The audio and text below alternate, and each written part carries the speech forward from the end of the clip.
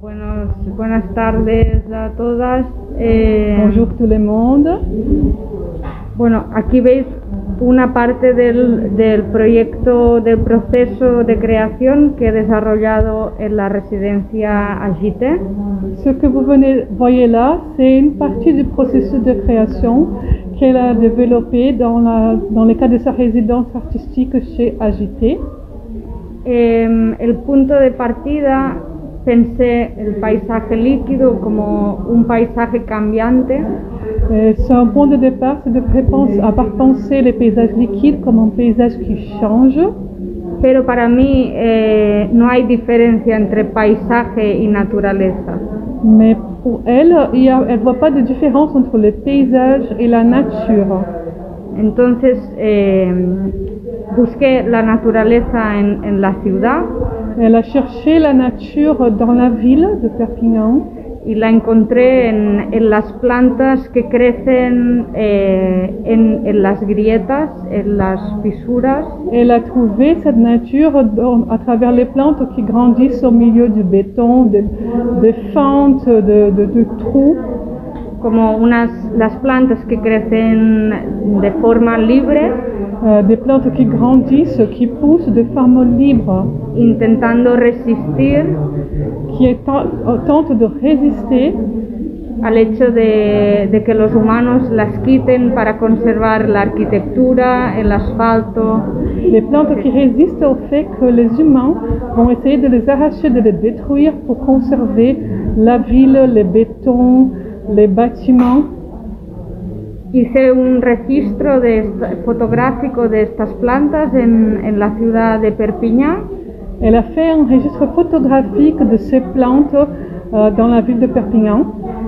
Y recogí algunas de ellas para limpiarlas, secarlas y utilizarlas para crear mi pieza. Donc elle a pris certaines d'entre elles de ces plantes-là, elle les a nettoyées, elle les a gardées, elle les a laissées sécher pour créer cette pièce que vous voyez sur votre gauche. Que si queréis la podemos enseñar mejor. Donc elle va nous montrer. Construí esta pieza con la idea de transformarme a mí misma en una planta.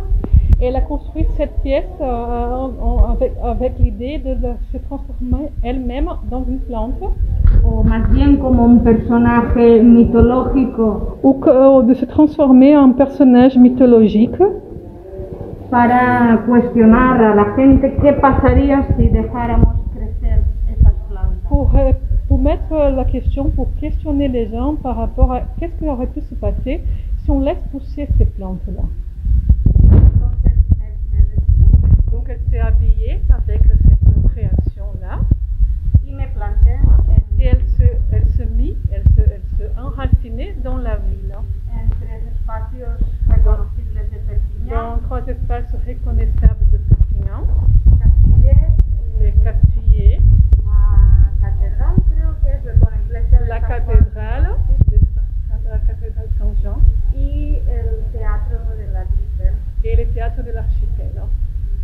Y la acción era simplemente estar presente en ese espacio y llamar la atención del público. L'action, c'était juste d'être présente dans ces espaces-là et d'attirer l'attention du public. Et c'est comme ça qu'elle a pensé à cette œuvre-là. Est-ce que c'est la première fois que tu travailles sur le paysage, Marina? ¿Es la primera vez que trabajas con el paisaje? ¿Con este tema? Con el concepto sí, con los elementos del paisaje no. C'est pas la première fois qu'elle travaille sur les éléments du paysage, mais c'est la première fois qu'elle travaille sur les concepts du paysage. Tengo un proyecto, una instalación que se llama Transmutación. Elle a une installation qui s'appelle Transmutation. Fue un proceso parecido en Barcelona. Dont le processus se ressemble à celui qu'elle vit là maintenant, sauf que ça a eu lieu à Barcelone. Donde recolectaba de la ciudad las ramas de los árboles que habían caído. Et là-bas, elle collectait les branches d'arbres qui étaient tombées.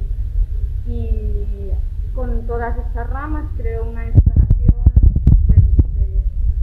eran ramas pintadas de acrílico dorado, enganchadas con diferentes ramas y hacían unas construcciones como una especie de constelación en el espacio suspendida.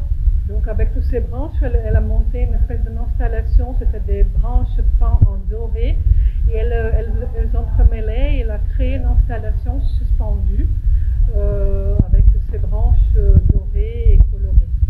Y luego en el espacio del suelo eran ramas y material orgánico del bosque. Il y avait des branches d'autres matières organiques du bois. Para hablar de la dualidad entre ciudad, campo, árboles que crecen en la ciudad de forma individual o el bosque. Son but à ces moments-là, c'était de travailler sur la dualité entre la ville et la campagne, et à travers de l'idée des arbres qui grandissent tout seuls en ville,